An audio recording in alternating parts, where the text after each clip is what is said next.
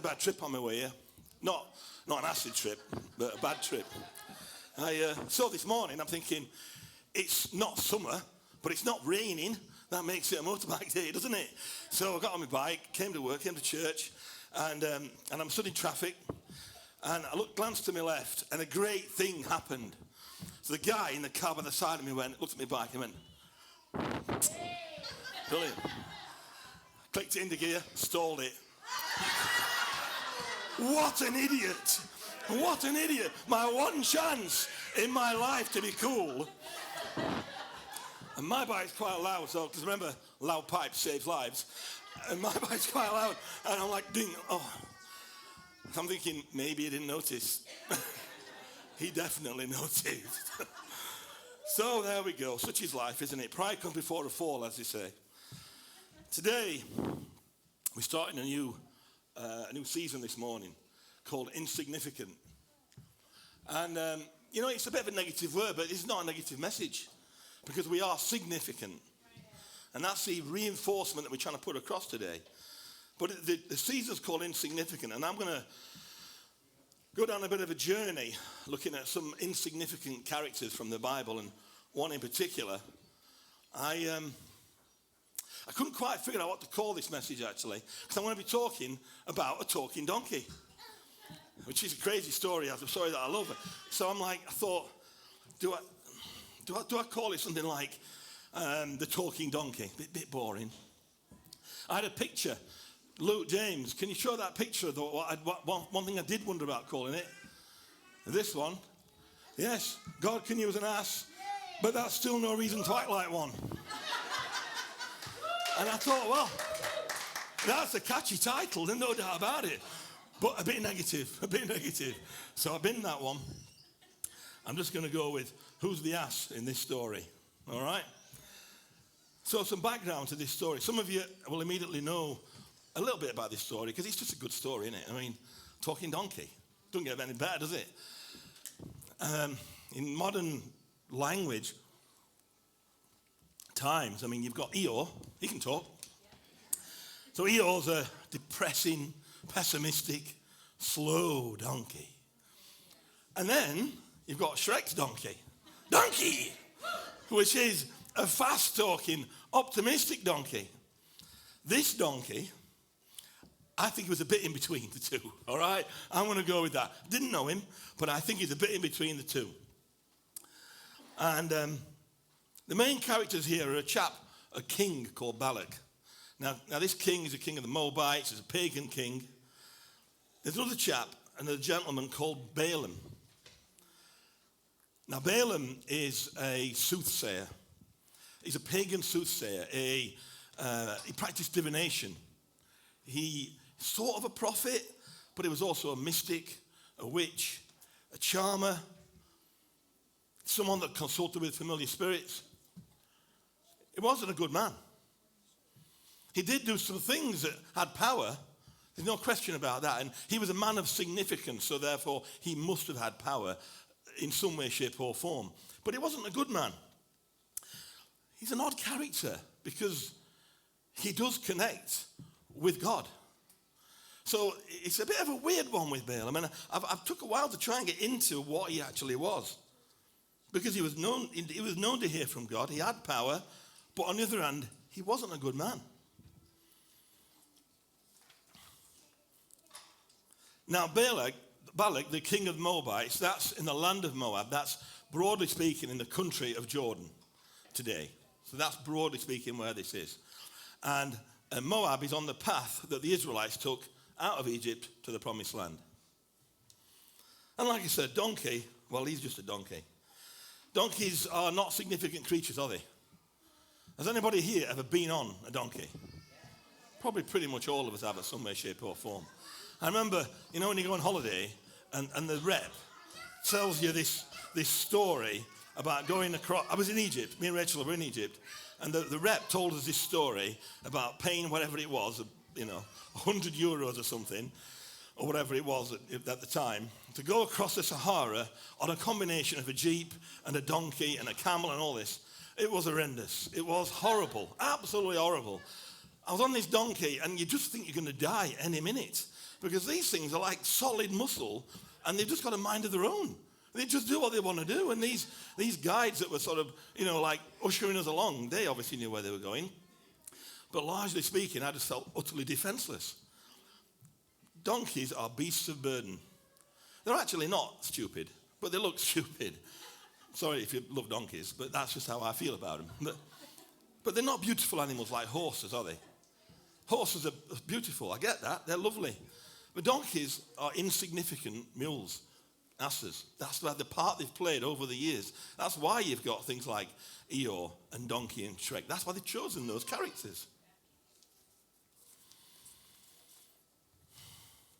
Now what's interesting here is Balak wakes up one morning and it says he sees the Israelites camped outside his palace or whatever.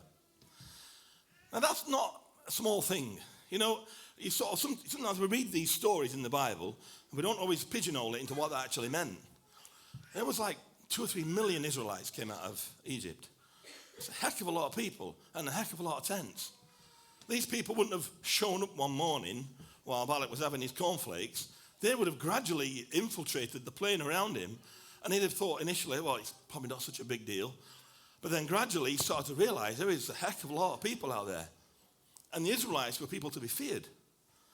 They'd already had battles and beaten the Canaanites, the Amorites, and other people like that. So the king was justifiably scared.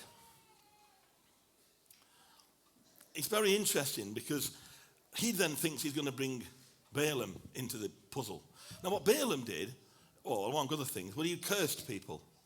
So he would have cursed armies on demand for payment, and that meant that the army that he was on the side of would have had more chance of winning.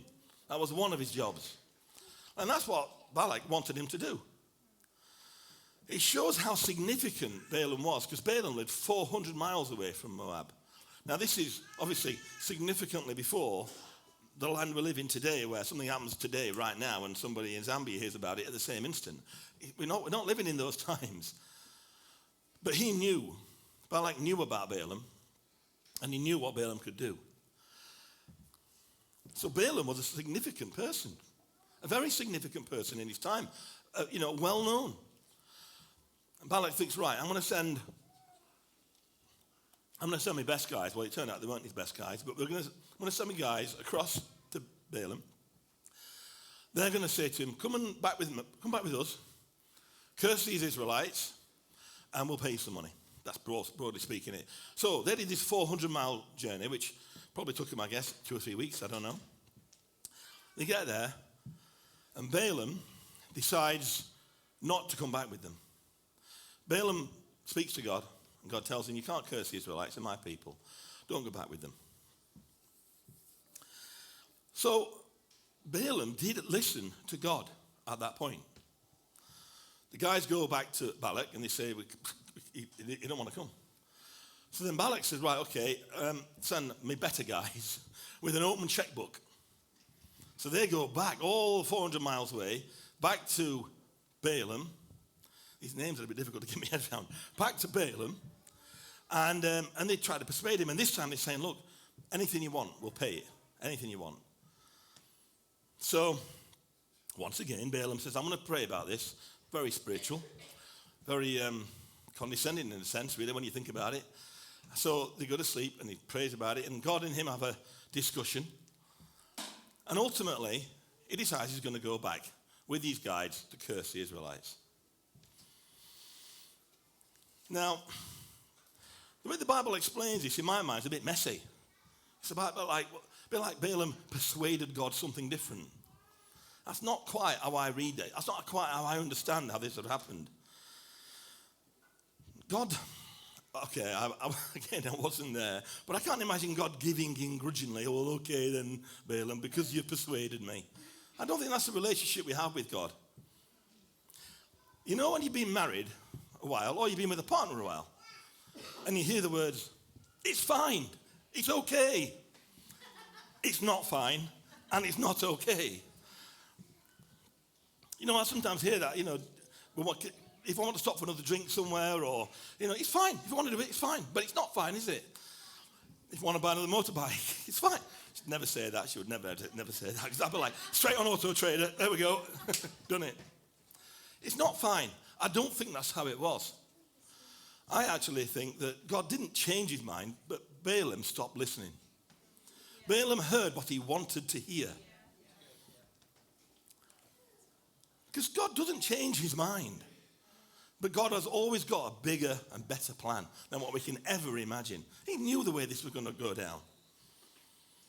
So it's a little crude, the best way I can explain it. But basically, I think that Balaam was happy to go with God initially because he wasn't that bothered about going 400 miles for 50 quid. But when it became $5,000 or whatever it was, well, actually, I quite want to do that, God, actually. It'd be good for my image as well. Think about my social media account. So he goes back, and then he says he's going to go back.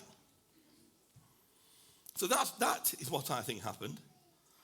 Balaam stopped listening to what God was saying and made it something different. So we'll pick up the story there. Now, this is quite a bit, but it's worth hearing this story properly. This is in Numbers 22. It starts at verse 21. So Balaam then sets off from his land to Moab. It says this: Balaam got up in the morning, saddled his donkey, and went with the Moabite officials. But God was very angry when he went, and the angel of the Lord stood in the road to oppose him. Balaam was riding on his donkey, and his 2 servants were with him. When the donkey saw the angel of the Lord standing in the road with a drawn sword, it turned off the road into a field. Balaam beat it to get it back on the road. Then the angel of the Lord stood in a narrow path through the vineyards with walls on both sides. When the donkey saw the angel of the Lord, it pressed close to the wall, crushing Balaam's foot against it. So here's Balaam on his donkey, and there's a wall, and the donkey then pushes his foot into the wall. Now, Balaam wouldn't have had steel-toe cap boots on or anything. That would have been painful. That would have been a pair of sandals, and donkeys are heavy. So he beat the donkey again. Then the angel of the Lord moved on ahead and stood in a narrow place where there was no room to turn, either to the left or the right. When the donkey saw the angel of the Lord, it lay down under Balaam, and he was angry and beat it again with his staff.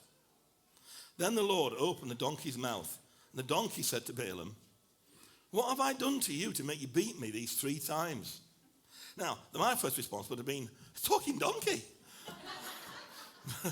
In actual fact, Balaam takes it in his stride. Balaam answered the donkey, "You've made a fool of me." Now, arguably, Balaam made a fool of himself. But anyway, he blames it on the donkey. "You've made a fool of me. If only I had a sword in my hand, I would kill you right now." The donkey said to Balaam, "Am I not your own donkey, which you've always ridden to this day? Have I been in the habit of doing this to you?" "No," Balaam said. Then the Lord opened Balaam's eyes, and he saw the angel of the Lord standing in the road with his sword drawn. So Balaam bowed low and fell face down. The angel of the Lord asked him, so the angel of the Lord is now speaking to Balaam, "Why have you beaten your donkey these 3 times? I have come here to oppose you because your path," get this, "is a reckless one. The donkey saw me and turned away from me these 3 times. If you had not turned away, I would certainly have killed you by now." I like this line, "but I would have spared the donkey."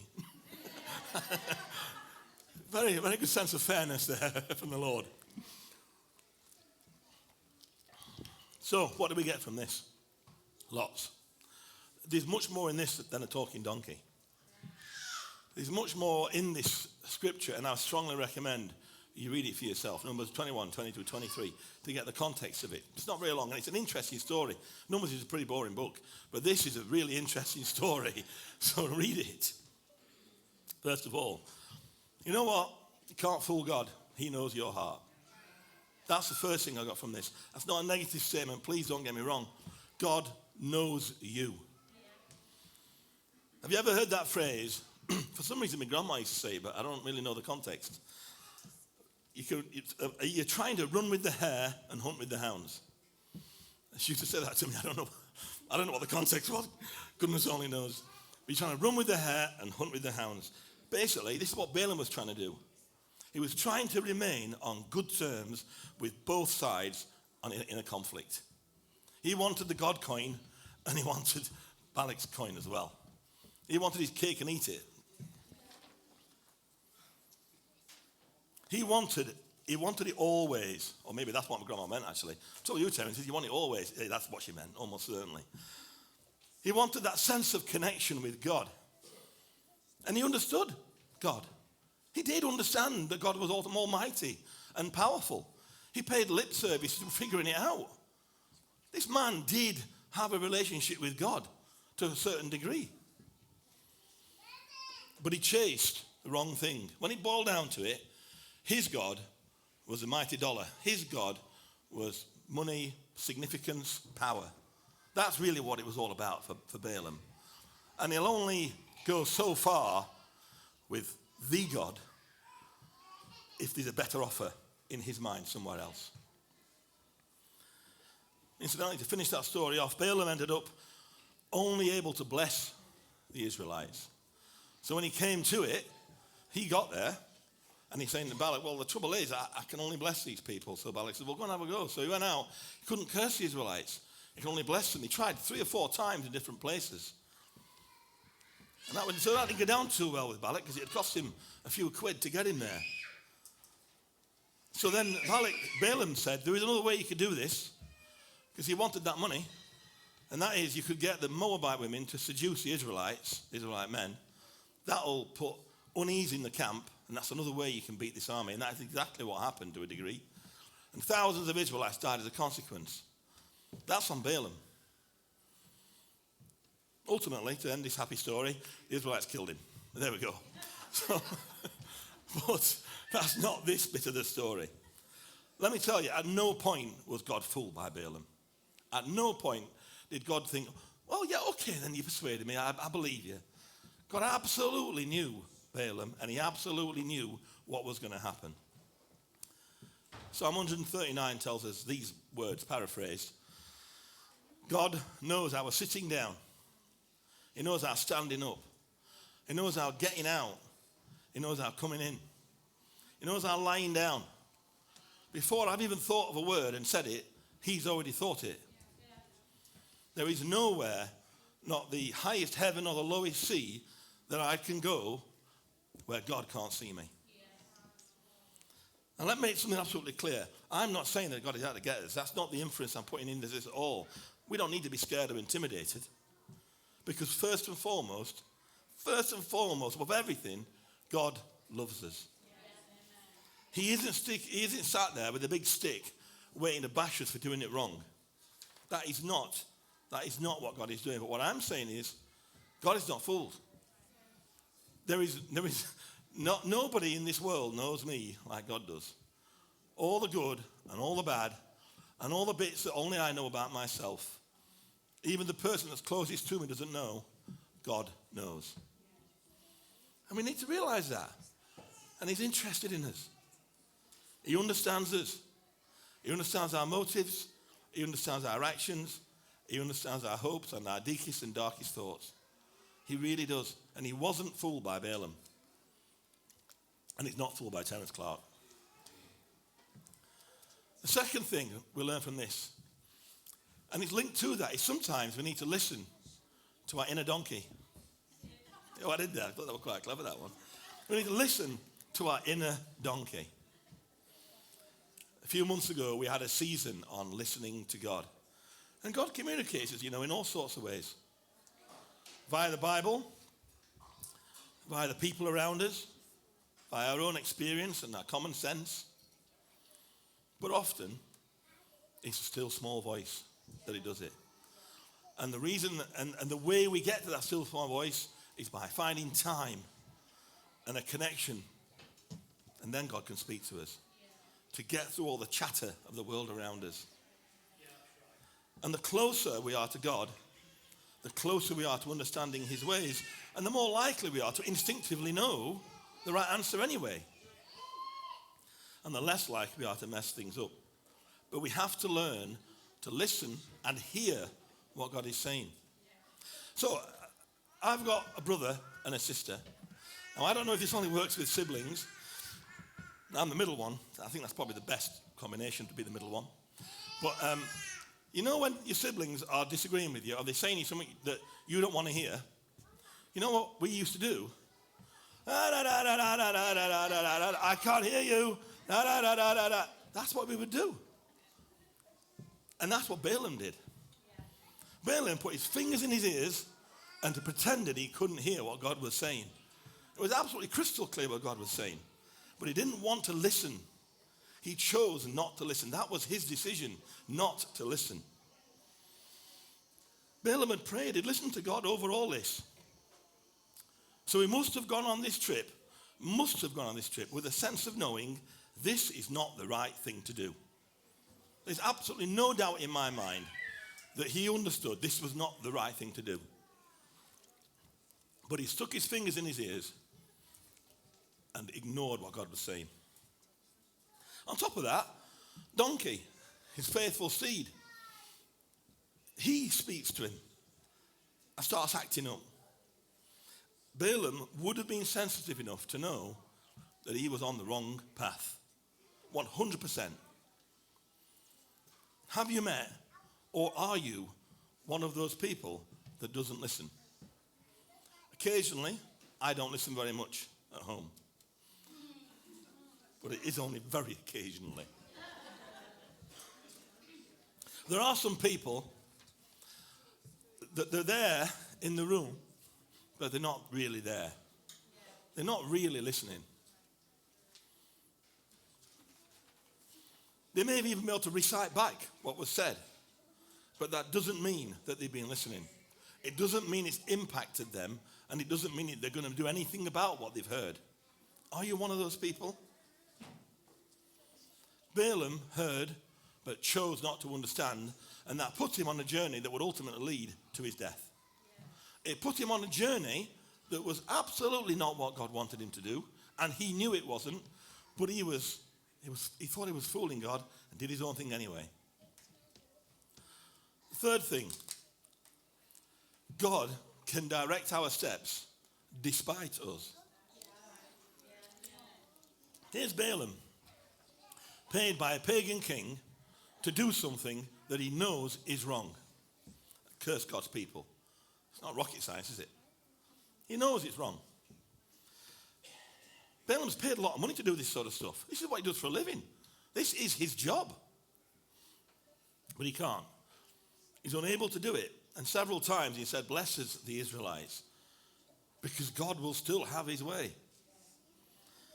And even when we are going our own way and doing our own thing, God can sometimes direct our steps. It can be quite odd sometimes that all of a sudden you find yourself in a situation that you're not really expected, because that wasn't the journey, but all of a sudden you're somewhere different. And that's God. He can send insignificant things like, actually, talking donkey is fairly significant in the big scheme of things. But he can send insignificant things to guide and change and direct us.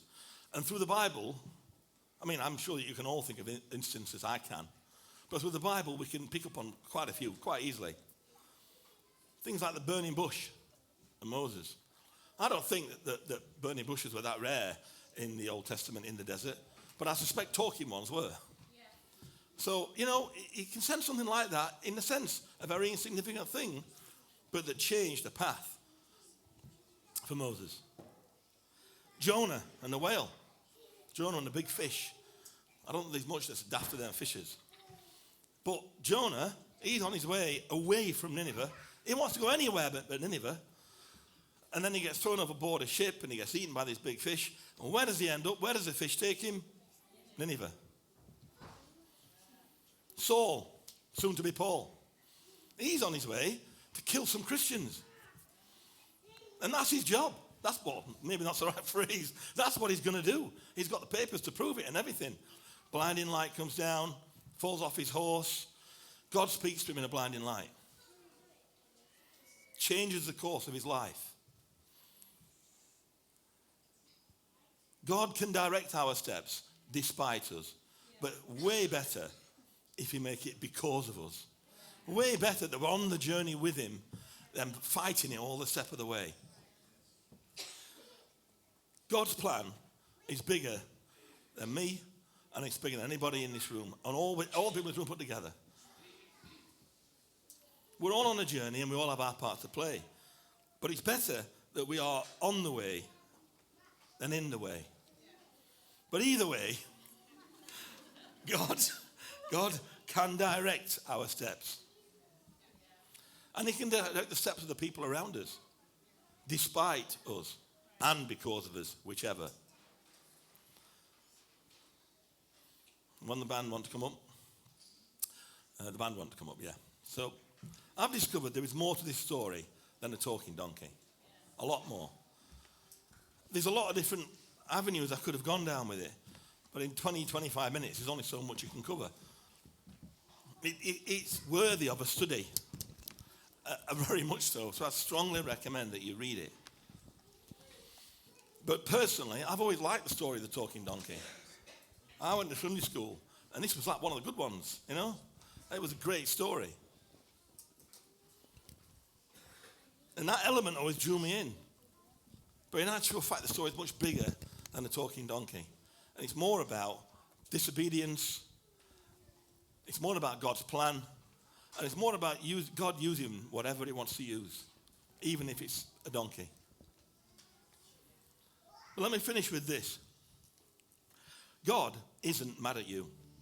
I really feel I need to say that to some people this morning. God is not mad at you. He is not angry at you. He loves you. The overwhelming approach from God is he loves you. He is not mad at you. And hear this. You are not insignificant. All of us in our lives will have had an insignificant moment, if not many, many, many of them. All of us have had that moment when you're in a room and you think, if I wasn't here, nobody even noticed. I can't imagine. Everyone's not had that experience, probably many times. But you are not insignificant. You are significant. God loves you, and you are an important person to him. You are someone he has chosen. You are someone that he wants to communicate with. You are someone he wants to have a relationship with. So take the time to read this story. Consider it this week. There is much more to it. But these three things. First of all, God isn't fooled. Secondly, listen to it in a donkey.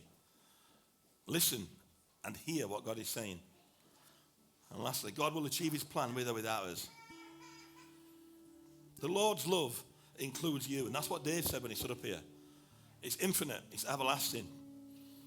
And lastly, remember this. You are significant. Thank you.